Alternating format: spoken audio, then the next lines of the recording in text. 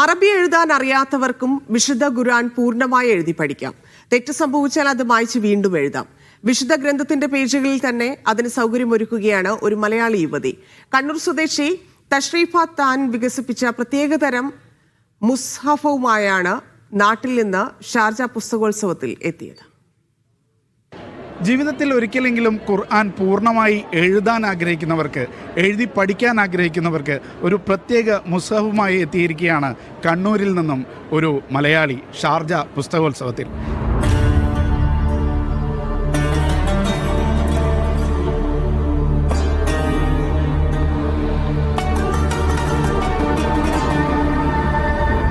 എന്താണ് ഈ ഖുർആന്റെ പ്രത്യേകത എന്ന് വെച്ചാൽ, എഴുതാം, മായ്ച്ച് സ്ലേറ്റിലെ പോലെ മായ്ച്ച് വീണ്ടും എഴുതാം എന്നുള്ളതാണ് ഈ ഖുർആന്റെ പ്രത്യേകത.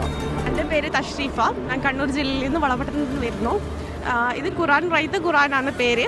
അതായത് ഖുർആൻ മുഴുവനായി പകർത്തി എഴുതാൻ പറ്റും. അതായത് ഖുർആൻ അറിയുന്നവർക്കും അറിയാത്തവർക്കും ഇത് ഉപകാരപ്പെടും. സ്വന്തമായിട്ട് നമ്മൾ ഖുർആൻ എഴുതുമ്പോൾ അത്രയും തെറ്റുകൾ വരും. ഇതാകുമ്പോൾ തെറ്റ് കൂടാണ്ട് നമുക്ക് ധൈര്യത്തിൽ എഴുതാൻ പറ്റും.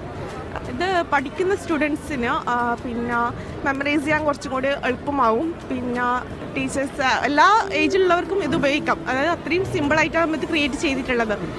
ഇതിന്റെ പേപ്പറിന്റെ പ്രത്യേകത എന്താണ്? ഈ എഴുതി മായ്ക്കാൻ കഴിയുന്നത് എങ്ങനെയാണ്? കുറച്ചും കൂടി തിക്കായ കട്ടിയുള്ള പേപ്പറാണ്. അപ്പോൾ അത് പെട്ടെന്നൊന്നും അതിൻ്റെ ക്വാളിറ്റി നഷ്ടപ്പെടില്ല. റൈസിബിൾ പെന്ന് നമ്മൾ റിസർച്ച് ചെയ്ത് കണ്ടുപിടിച്ചതാണ്. അത് തെറ്റിപ്പോയാൽ നമുക്ക് അതിനെ മായ്ക്കാൻ പറ്റും. 2 വർഷത്തോളം റിസർച്ച് ചെയ്തിട്ടാണ് ഇത് കണ്ടുപിടിച്ചത്. എനിക്ക് ഭയങ്കര ആഗ്രഹമായിരുന്നു ഖുർആൻ പൂർണ്ണമായിട്ട് എഴുതണമെന്നും. അപ്പം അങ്ങനെ എഴുതി തുടങ്ങുമ്പോൾ മനസ്സിലും ഒരാശയം വന്നു.